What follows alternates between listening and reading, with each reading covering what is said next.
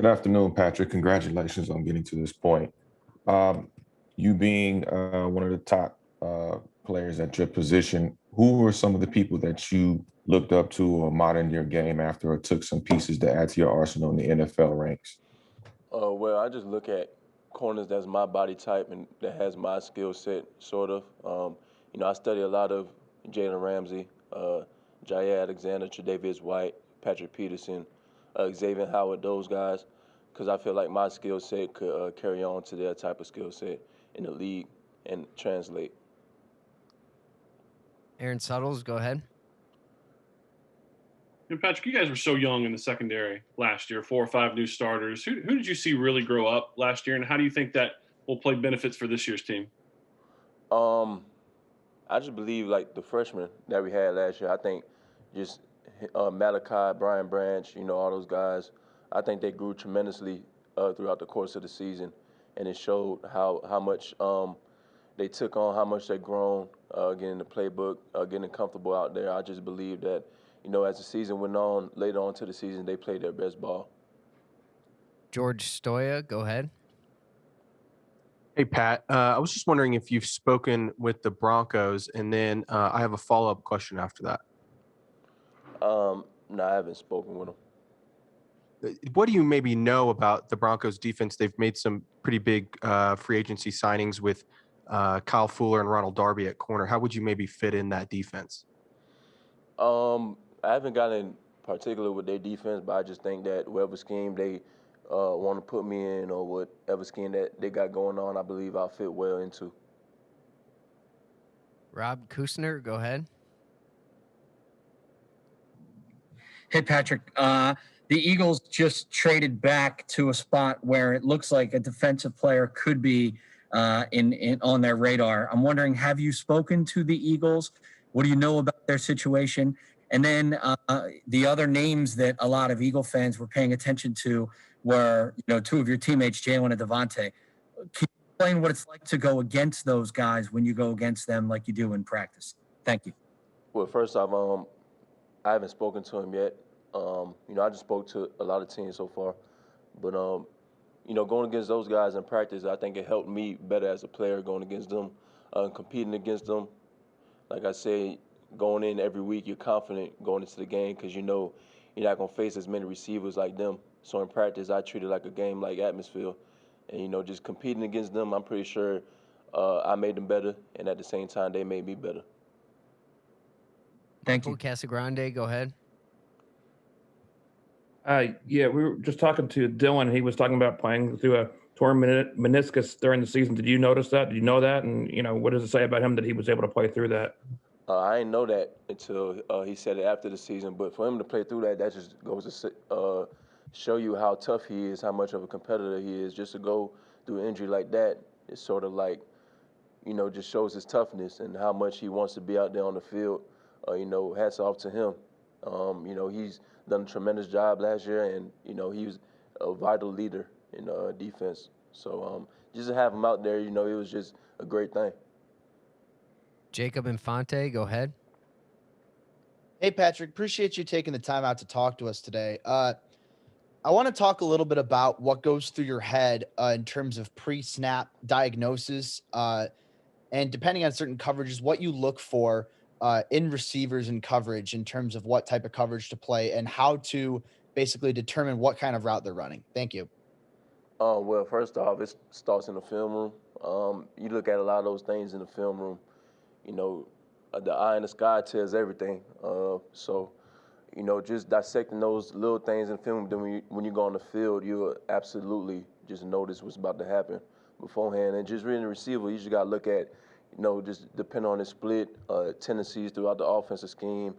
Because through offensive schemes, they run a variety of route concepts and stuff like that. So, just getting the great intake on that and understanding what they like to do beforehand will help you a lot. John Shearer, go ahead. Hey, Pat, how are you doing today? Yeah, I'm doing well. How you doing?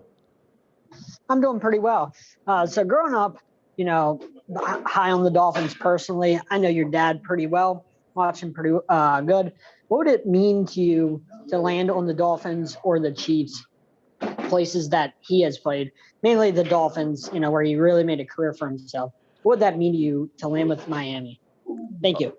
It'll be a blessing, just wherever team I go to, it'll be a blessing in disguise. But I feel like if I go there, it'll just be another stepping stone, another legacy that continues like he's done before. But at the same time, whatever team I go to in the meantime, so I just will feel blessed. I just can't wait for the opportunity. Just when draft day comes, wherever team picks me, I'll be grateful. Scott Petrak, go ahead.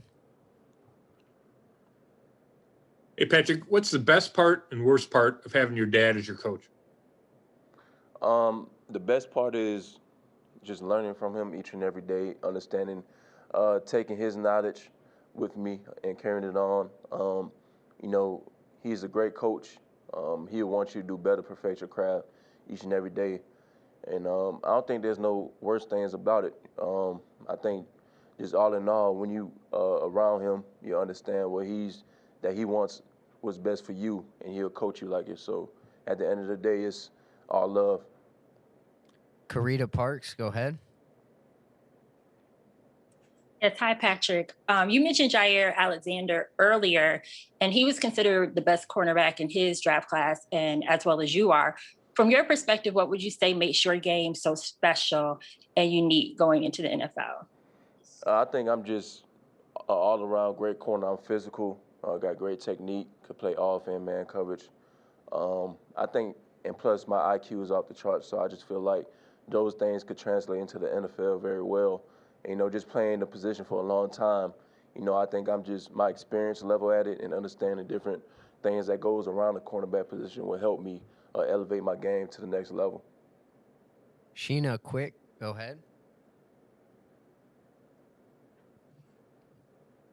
Hi, Patrick. There's been a lot of talk about the quarterbacks in this draft. A lot of teams that are picking early have a lot of glaring needs. Can you talk a little bit about your ability to turn the tide of a franchise from that cornerback position? Yeah, just going back to it, like I said before, I think my main thing is, just providing a defense with a capable cornerback that does everything, tackles, interceptions, all that, cover, just a cornerback needs. I think I got all of it, all the traits, all the skill sets that's necessary to be a successful corner. D. Orlando Ledbetter, go ahead. Yeah, Patrick, just like a couple years back, there was a lot of talk about the quarterbacks and so forth, but then the Browns went with Denzel Ward at 4. What's your case for going that high, and have you talked to the Falcons?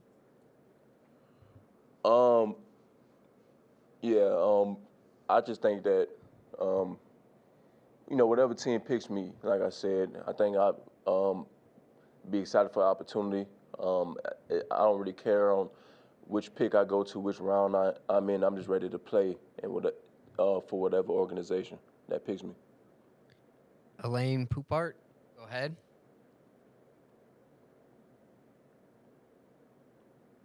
Elaine? All right. Kyle Fahey, go ahead. Hold on. Kyle Fahey, go ahead. Hey, Pat. Kyle Fahey here from the Brawl Network. I just wanted to talk about your consistency as a player. You've never allowed over 60% completion percentage. You've had 21 pass breakups in your career, only allowed 4 touchdowns. What about your process personally makes you so consistent, and how does that translate to the next level? I just think my consistency stands off the charts. Just coming day in and day out, knowing what I need to do to go out there and perform at a high level. I think that's what's a separation factor from me. I'm consistent day in and day out every week. I play to a high level each and every week, so that's something that my game has definitely improved on throughout my years. But I think I'm very consistent when it comes to film and cornerback play. Griffin Floyd, go ahead. Joey Polizzi, go ahead. Hey, Pat, how are you today? I'm good. How you doing? I'm good. So just talk a little bit about, I have 2 questions here. How much of an inspiration is your dad? And then have you spoken with the Dallas Cowboys? My dad's been a huge inspiration in my life. Just from him molding me and just, raising me to the young man I am today. I'm very thankful for him. He's taught me a lot of things, on and off the field, whether it's in football and just in life, just him having a tremendous impact on my life. It definitely means a lot. And I haven't talked to them yet. Alex Fleming, Florida Sun. How you doing today, sir? I'm good. How you doing? Not too bad. Personally, between you and me, you remind me of Champ Bailey. Anyway, a lot of SEC corners and defensive backs have smoke claiming that they're the best in the SEC, from Coates to a gentleman up in South Carolina. What separates you from the pack? And question number 2, there's monsters in the NFC South and the NFC West. What wide receiver would give you the most fits? Well, first of all, I just believe that I'm the best in the SEC just because of my consistency and my experience, playing here for 3 years, and, just staying consistent and, playing my game at a high level, each and every week. I think that's what separates me. But, any receiver, I haven't looked at any receivers as like a person I want to go against. I just look forward to every receiver that comes in and week out, and I'm just looking forward to play against them.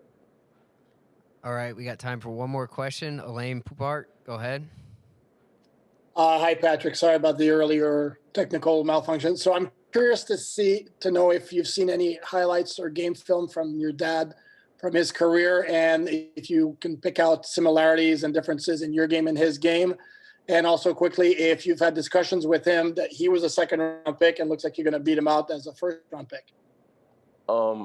Yeah, I looked at his highlights plenty of times. I think they got some of his highlights on YouTube, some of his games on YouTube, and I'll look at that.